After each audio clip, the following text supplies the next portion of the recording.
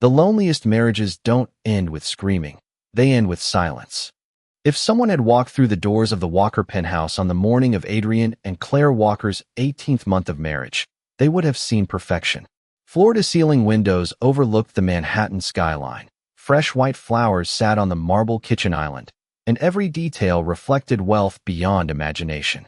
What they would not have seen was the distance that had quietly settled between two people who once believed love could survive anything. Claire stood alone in the dressing room, holding her wedding ring between her fingers, turning it slowly as the first rays of sunlight painted the room gold. It wasn't anger she felt anymore. Anger had faded months ago. Disappointment had faded too. What remained was something much quieter, something almost impossible to describe. Acceptance.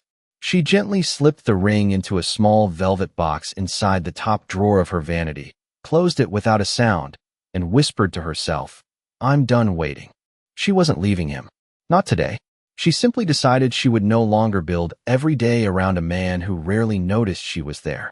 Downstairs, Adrian Walker was already dressed in a tailored charcoal suit, scanning financial reports while drinking black coffee that had long gone cold.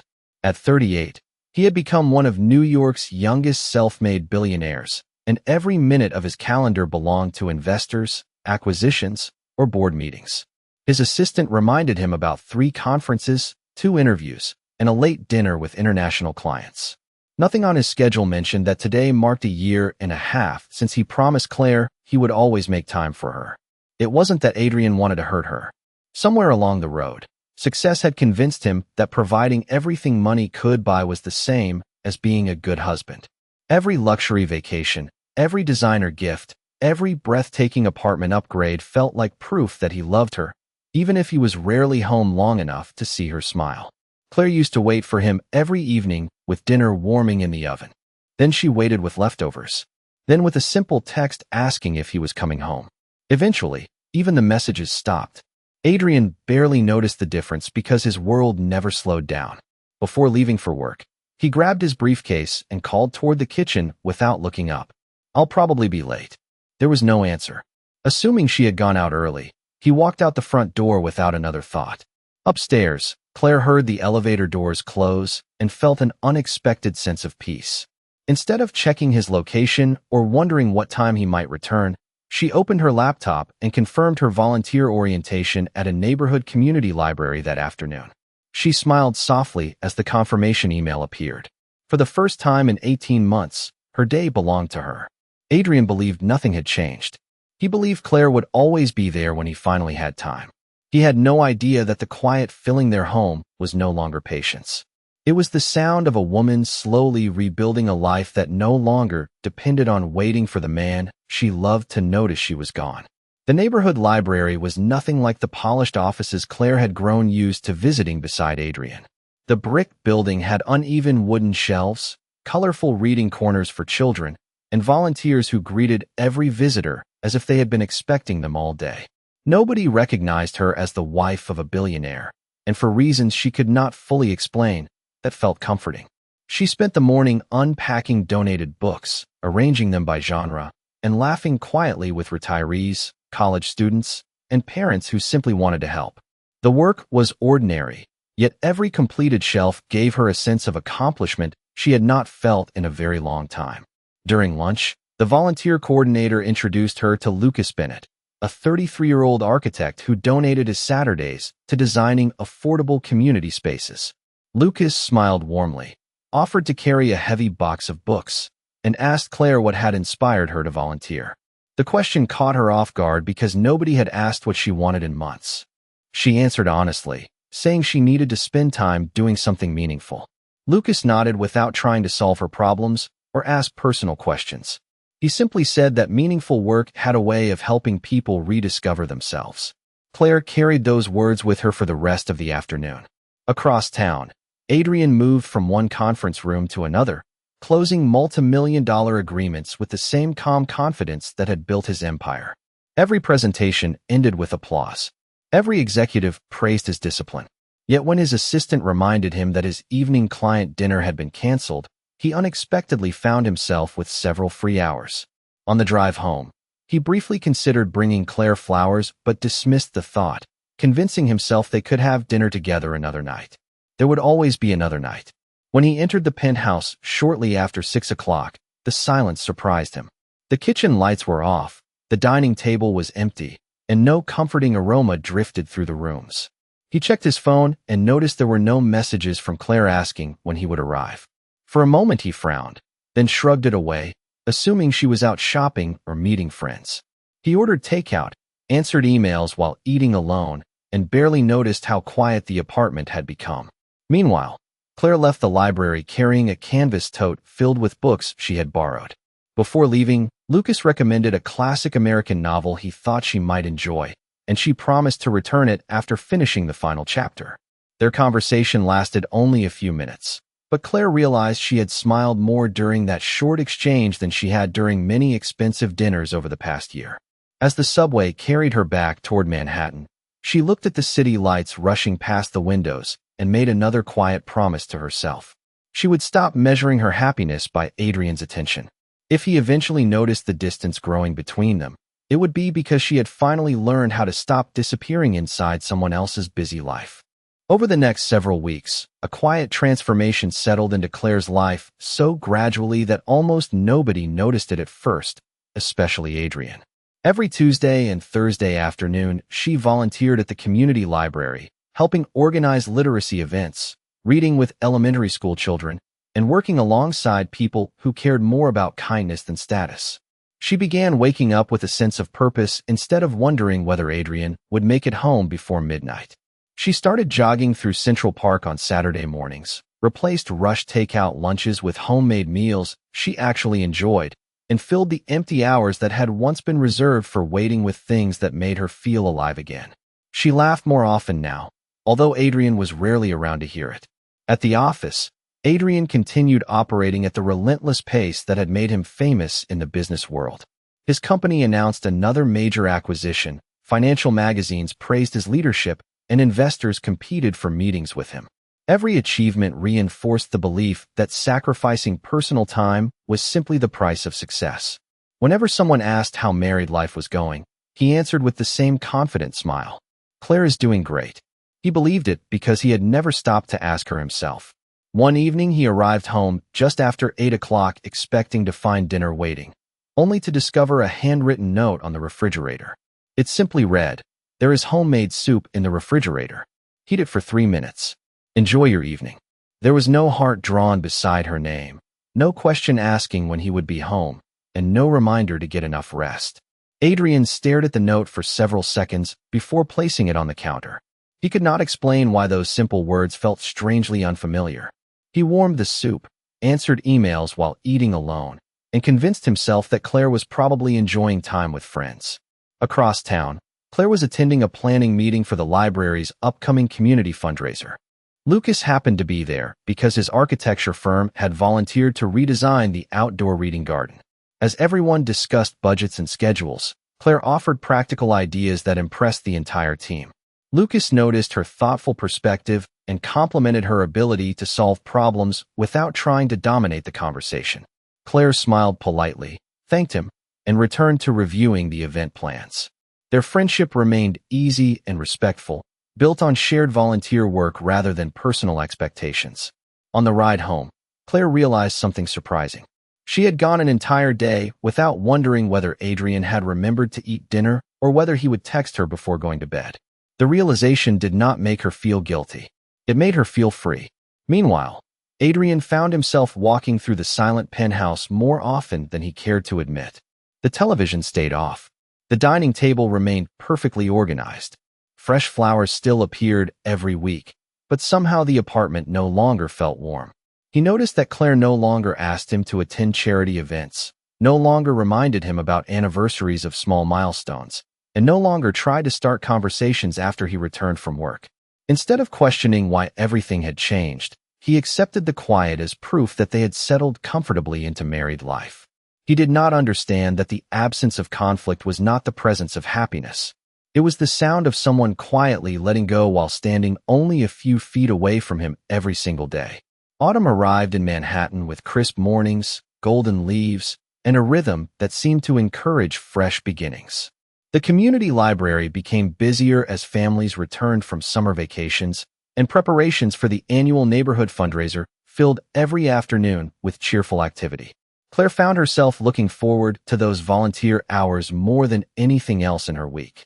She no longer arrived carrying the invisible weight that had once followed her everywhere. Instead, she greeted familiar faces by name, organized reading programs for children, and worked side by side with volunteers who appreciated every contribution, no matter how small. Lucas was usually there before anyone else, reviewing architectural sketches for the new outdoor reading garden that his firm had agreed to design without charge. Whenever Claire offered suggestions about making the space more welcoming for families or easier for older visitors to navigate, Lucas listened carefully and often adjusted his plans to include her ideas. He never interrupted her. He never spoke over her. He simply treated her opinions as valuable, something Claire had quietly stopped expecting in her personal life. One afternoon, after the planning meeting ended, the volunteer coordinator thanked everyone for staying late and offered coffee from a nearby neighborhood cafe. Several volunteers accepted, including Claire and Lucas. They walked together with the rest of the group, talking about favorite books, childhood memories, and the neighborhoods where they had grown up.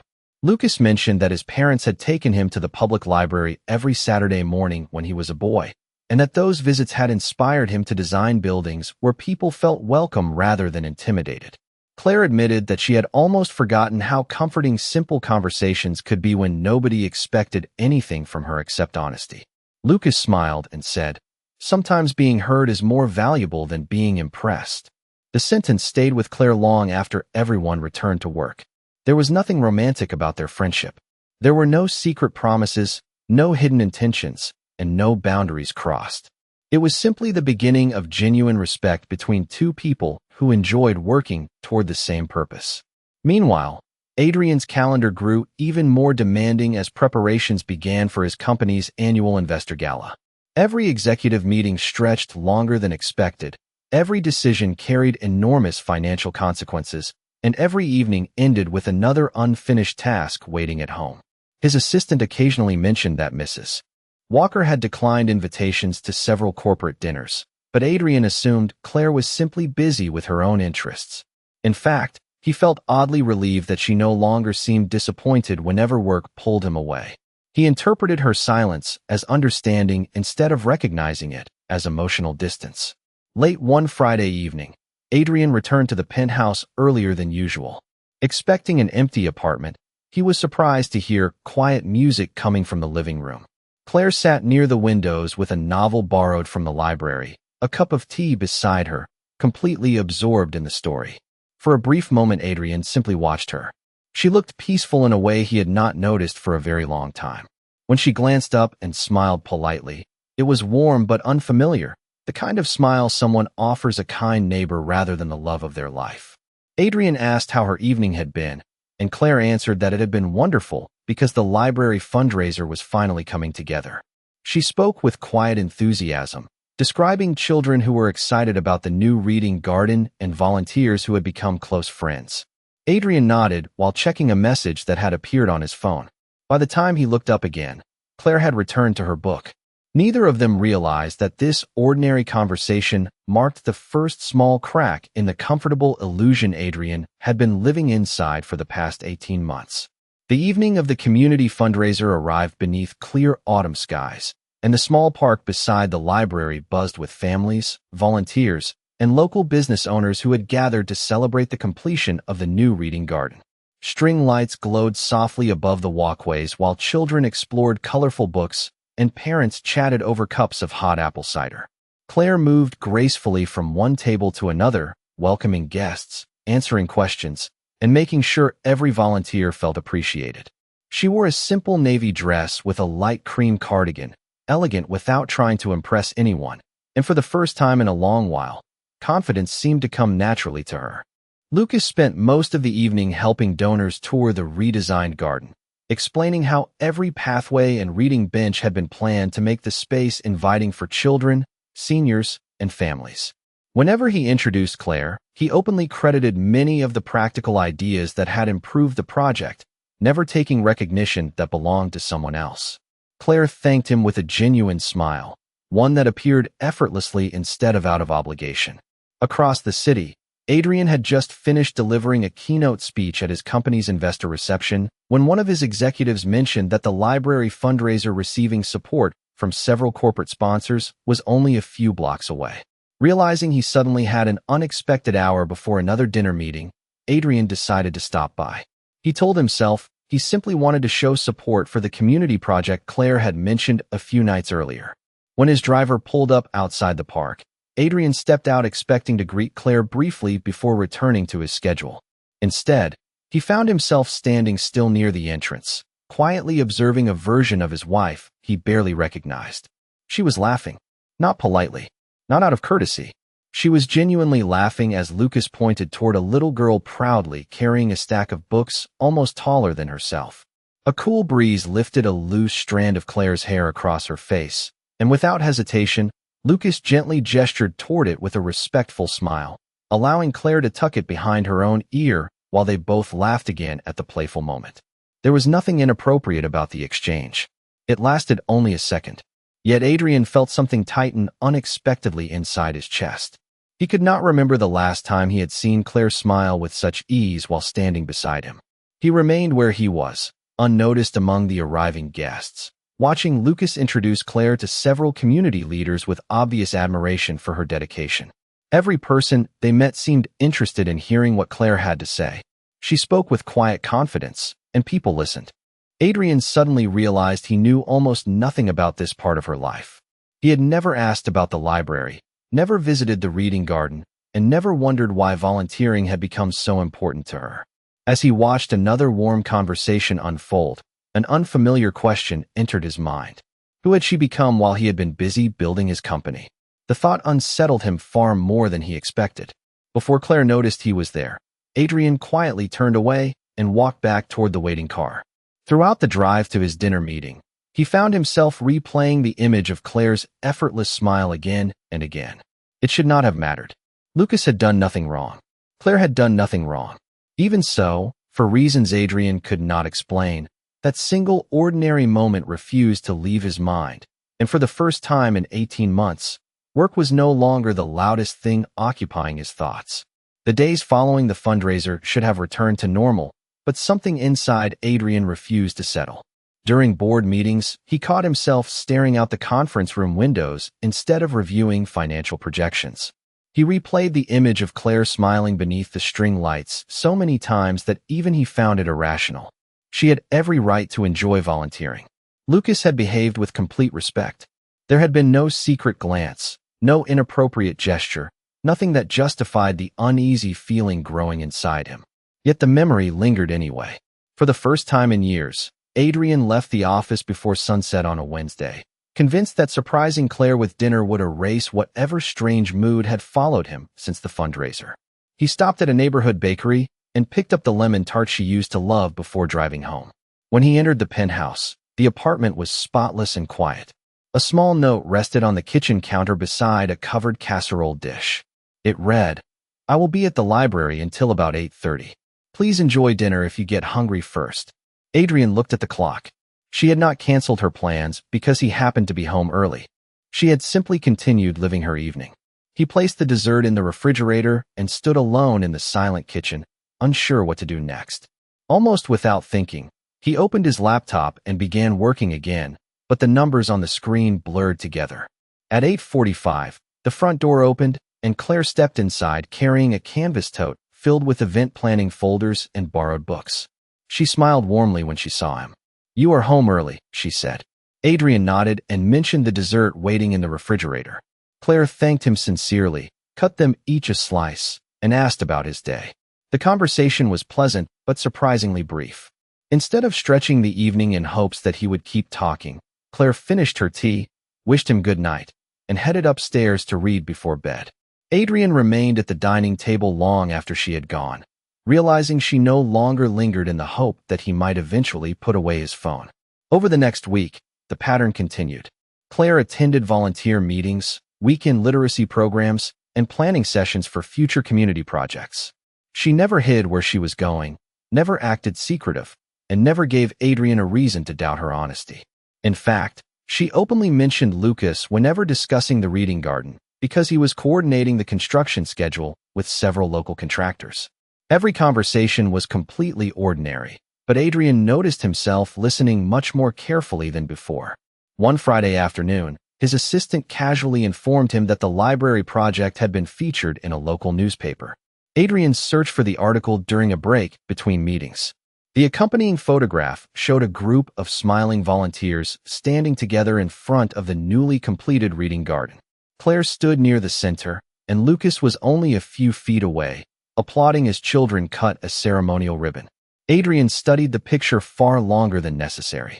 He could not explain why it bothered him that someone else had witnessed so many moments of Claire's happiness while he had been absent from nearly all of them. The realization followed him through the rest of the day like a question he was finally beginning to hear but still was not ready to answer. As November settled over New York City, Adrian found himself doing something he had not done in years. He began paying attention. He noticed that Claire no longer checked whether he had eaten breakfast before leaving for work. She no longer rearranged her own schedule whenever one of his meetings changed at the last minute. She no longer waited beside the living room window when he came home late. Nothing she did was dramatic. In fact, her kindness had not disappeared. She still greeted him with a gentle smile. She still asked how his day had been. She still wished him good morning before he left for the office. The difference was that her happiness no longer depended on his answers. It existed whether he was present or not. That quiet independence unsettled Adrian more than any argument ever could. One Thursday afternoon, Adrian unexpectedly finished a meeting early and decided to stop by the library before returning to the office. He told himself he simply wanted to see the reading garden that everyone had been praising, but deep down he knew he wanted to understand the part of Claire's life that had grown without him. He remained near the entrance, careful not to interrupt the volunteer program taking place outside. Children sat on colorful benches listening to Claire read aloud from a classic adventure novel, while parents smiled from nearby picnic tables. When the story ended, Lucas arrived carrying several boxes of newly donated books. Claire walked over to thank him, and together they began organizing the donations while discussing plans for the library's winter literacy event. Adrian watched from a distance. Their conversation was relaxed and effortless. They exchanged ideas, laughed at a small misunderstanding about book categories, and celebrated when several teenagers volunteered to mentor younger readers. There was no flirting, no hidden meaning, and no reason for suspicion. Even so, Adrian felt an uncomfortable tightness in his chest. Lucas knew which projects excited Claire. Lucas knew the names of the children she mentored. Lucas knew why she smiled whenever someone discovered a favorite book. Adrian suddenly realized that he did not know any of those things. Later that evening, after Claire returned home, Adrian asked more questions than he had asked in months. He wanted to know how many families had attended the reading program, whether the winter event still needed sponsors, and what inspired her to continue volunteering every week. Claire looked pleasantly surprised before answering each question with genuine enthusiasm. As she spoke, Adrian noticed something else. Her eyes brightened while describing the library in a way they had not brightened during conversations about expensive vacations or luxury apartments. He listened carefully, but an unexpected disappointment followed him after the conversation ended. Claire had shared her world with him so openly, yet he felt like a visitor instead of the person closest to her. The next morning, Adrian canceled a breakfast meeting without giving a detailed explanation, something almost unheard of for him. His assistant looked genuinely surprised. Adrian claimed he simply needed time to reorganize his schedule, but that was only part of the truth. For the first time in 18 months, the company that had consumed nearly every waking hour of his life no longer felt like the only thing worth protecting. A far more personal fear had quietly taken its place, and although Adrian still refused to call it jealousy, the emotion was growing stronger each day, impossible to ignore and even harder to understand. The feeling Adrian had tried so hard to dismiss finally followed him everywhere. It appeared during board meetings when executives discussed quarterly profits, during charity luncheons where he found himself wondering whether Claire was reading to children at the library, and even during quiet moments late at night when the penthouse seemed far larger than it had ever felt before. He had spent years believing success meant staying one step ahead of every competitor, yet he had somehow fallen hopelessly behind in the only relationship that truly mattered. One Saturday morning, instead of heading to the office as he had done countless weekends before, Adrian asked Claire if he could drive her to the library. She looked surprised but smiled politely and accepted. The drive through Manhattan felt strangely unfamiliar because they actually talked. Claire described plans for the upcoming Winter Literacy Festival, explained how local businesses were donating books, and shared stories about children who had discovered a love of reading. Adrian listened without interrupting, realizing how many conversations he had missed simply because he had never slowed down long enough to hear them.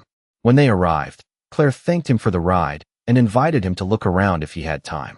Adrian hesitated for only a moment before following her inside. Volunteers greeted Claire warmly, and several children ran toward her excitedly to show her books they had borrowed the previous week. Watching those simple interactions, Adrian saw a side of his wife that had quietly flourished while he had been absent. She was patient, encouraging, and genuinely happy. Lucas soon arrived carrying display materials for the festival. He greeted Adrian with a friendly handshake, thanked him for supporting Claire by bringing her that morning, and immediately turned his attention towards setting up tables with the rest of the volunteers.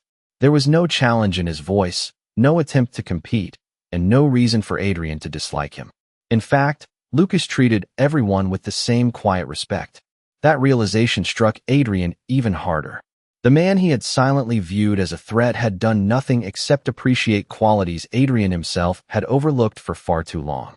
Later that afternoon, Adrian quietly offered to help move several boxes of donated books. Nobody recognized him as the billionaire businessman whose face appeared regularly in financial magazines. They simply handed him another box and thanked him for volunteering. For nearly an hour, he worked beside teachers, retirees, college students, and parents, listening to conversations about favorite authors instead of investment strategies. Claire occasionally glanced toward him with gentle surprise, but she never made a dramatic scene of his presence. She simply accepted that he was there. On the drive home, Adrian finally spoke the truth that had been forming inside him for weeks. He admitted that he had never realized how much of Claire's life existed beyond the walls of their apartment and his corporate events. Claire answered softly that she had tried to share that part of herself for a long time, but eventually she stopped asking him to come because she assumed he was happier somewhere else. Her words were calm, free of accusation, and that made them even more painful to hear. Adrian tightened his hands around the steering wheel, understanding at last that the greatest mistake of the past 18 months had not been working too much. It had been believing that love could survive indefinitely without attention, curiosity, or presence. For the first time since their marriage began to drift apart, he stopped looking for a quick solution and started wondering whether he could become the husband Claire had quietly needed all along. The weeks that followed did not transform Adrian overnight, because he finally understood that trust could not be rebuilt with expensive gifts or dramatic promises. Instead of filling the penthouse with flowers, he began filling his calendar with time. He left the office before dinner twice a week. He placed his phone in another room while they ate together. He asked Claire about the children at the library, remembered their names, and listened without checking incoming messages every few minutes. The changes were small, almost ordinary, but they were consistent. Claire noticed them immediately, although she responded with cautious kindness rather than excitement. She had spent too many months hoping for change to believe in it after only a few good weeks. Adrian accepted her hesitation without complaint because he knew he had earned it. As winter approached, the library hosted its largest literacy festival of the year. Families filled every corner of the building, volunteers welcomed hundreds of visitors, and local businesses donated enough books to expand several community programs. Adrian arrived early, not as a guest of honor or corporate sponsor, but simply as another volunteer wearing jeans, a sweater, and a visitor badge. He spent the morning arranging chairs, carrying supply boxes, and helping children find books they wanted to read. Several volunteers thanked him for returning after his first visit, and Lucas greeted him with the same sincere friendliness he had shown from the beginning. Watching Adrian work beside everyone else, Lucas quietly smiled and said, "Claire always believed people could surprise you in the best way." Those words stayed with Adrian for the rest of the afternoon. As the festival came to an end, the last families slowly headed home while volunteers stacked tables and folded banners. Claire stepped outside into the cold evening air, watching snowflakes begin drifting across the city lights. Adrian joined her on the library steps, leaving several feet of respectful distance between them. For a long moment, neither of them spoke. Finally, Adrian broke the silence. I spent 18 months believing success meant giving you everything except the one thing you actually needed. I cannot change those months. I cannot ask you to forget them, but I can choose who I become from this day forward. Claire looked at him quietly, her eyes thoughtful rather than guarded. Adrian continued with a steady voice. If you never trust me the way you once did, I will understand. If rebuilding that trust takes months or years, I will still be here. And if one day you decide that your future no longer includes me, I will respect that decision, because loving someone also means respecting their freedom. I only hope that before you make that choice, you will allow me the chance to become the husband I should have been from the beginning. Claire lowered her eyes for a moment before looking back at him. A gentle smile appeared, not filled with certainty, but with possibility.